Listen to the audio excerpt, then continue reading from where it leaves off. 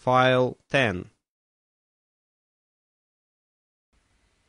When I had put an end to these long discourses, His Majesty, in a sixth audience, consulting his notes, proposed many doubts, queries, and objections upon every article. He asked what methods were used to cultivate the minds and bodies of our young nobility, and in what kind of business they commonly spent the first and teachable part of their lives. What course was taken to supply that assembly when any noble family became extinct? What qualifications were necessary in those who were to be created new lords?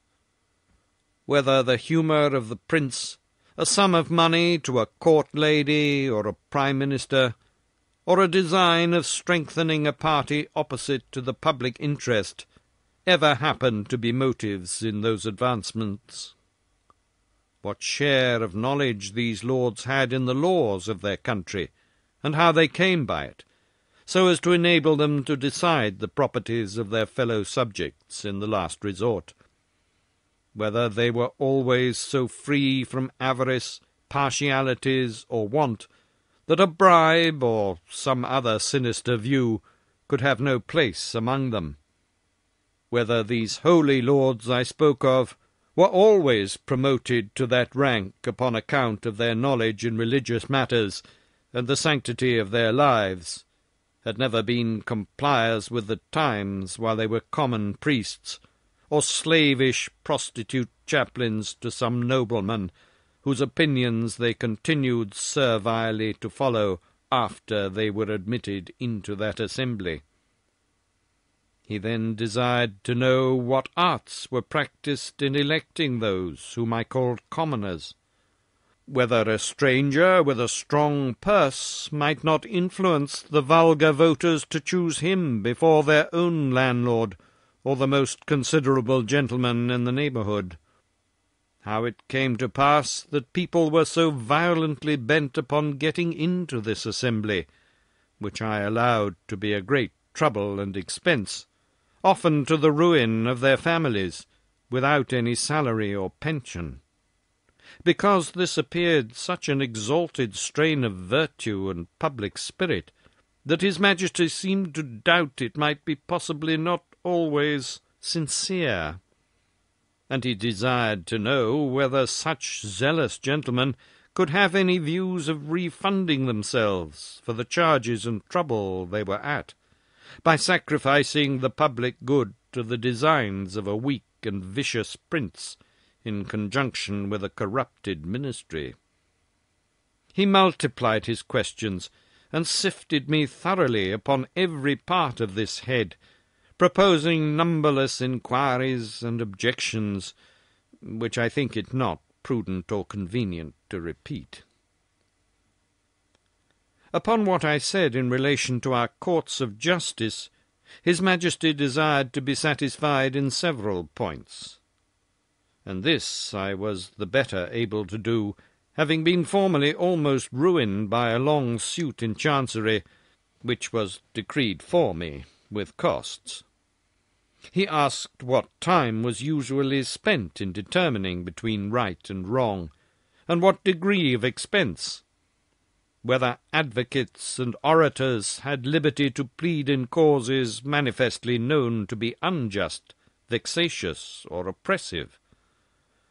whether party in religion or politics were observed to be of any weight in the scale of justice,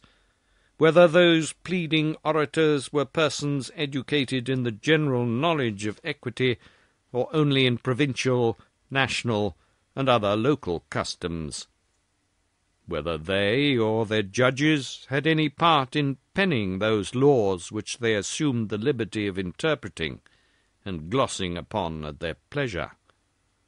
whether they had ever at different times pleaded for and against the same cause, and cited precedents to prove contrary opinions, whether they were a rich or a poor corporation, whether they received any pecuniary reward for pleading or delivering their opinions, and particularly whether they were ever admitted as members in the lower Senate. He fell next upon the management of our treasury, and said he thought my memory had failed me, because I computed our taxes at about 5 or 6 millions a year, and when I came to mention the issues, he found they sometimes amounted to more than double. For the notes he had taken were very particular in this point, because he hoped, as he told me, that the knowledge of our conduct might be useful to him, and he could not be deceived in his calculations. But if what I told him were true, he was still at a loss how a kingdom could run out of its estate like a private person. He asked me who were our creditors, and where we should find money to pay them. He wondered to hear me talk of such chargeable and extensive wars, that certainly we must be a quarrelsome people, or live among very bad neighbours, and that our generals must needs be richer than our kings. He asked what business we had out of our own islands,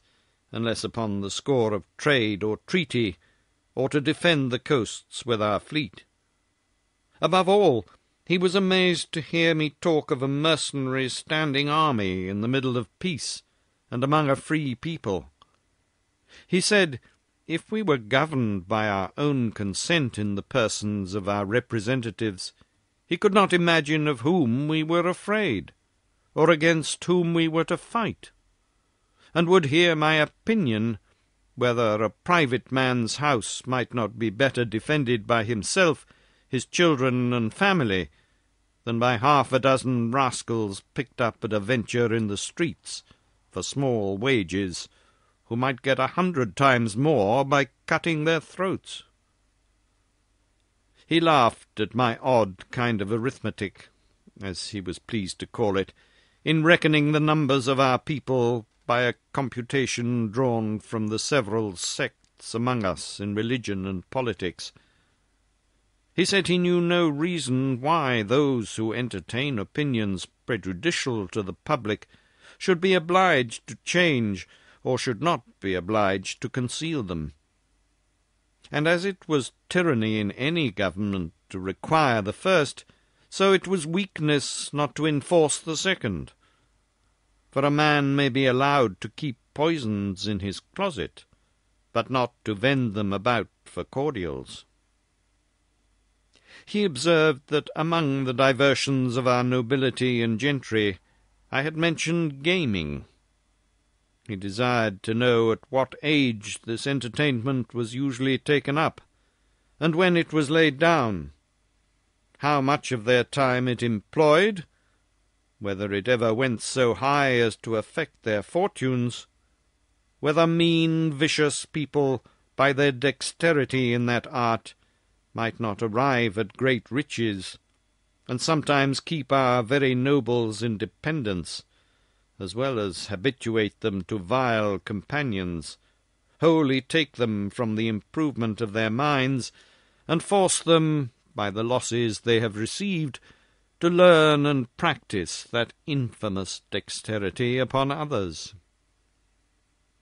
He was perfectly astonished with the historical account I gave him of our affairs during the last century, protesting it was only a heap of conspiracies, rebellions, murders, massacres, revolutions, banishments, the very worst effects that avarice, faction, hypocrisy, perfidiousness, cruelty, rage, madness, hatred, envy, lust, malice, or ambition could produce. His Majesty, in another audience, was at the pains to recapitulate the sum of all I had spoken, compared the questions he made with the answers I had given, then taking me into his hands, and stroking me gently, delivered himself in these words, which I shall never forget, nor the manner he spoke them in. "My little friend Grildrig, you have made a most admirable panegyric upon your country. You have clearly proved that ignorance, idleness, and vice may sometimes be the only ingredients for qualifying a legislator, that laws are best explained, interpreted, and applied by those whose interest and abilities lie in perverting, confounding, and eluding them. I observe among you some lines of an institution which in its original might have been tolerable, but these half erased, and the rest wholly blurred and blotted by corruptions. It doth not appear from all you have said how any one virtue is required towards the procurement of any one station among you, much less that men are ennobled on account of their virtue, that priests are advanced for their piety or learning, soldiers for their conduct or valour, judges for their integrity, senators for the love of their country, or counsellors for their wisdom. As for yourself, continued the king, who have spent the greatest part of your life in travelling, I am well disposed to hope that you may hitherto have escaped many vices of your country. But by what I have gathered from your own relation, and the answers I have with much pains wringed and extorted from you, I cannot but conclude the bulk of your natives to be the most pernicious race of odious little vermin that nature ever suffered to crawl upon the surface of the earth.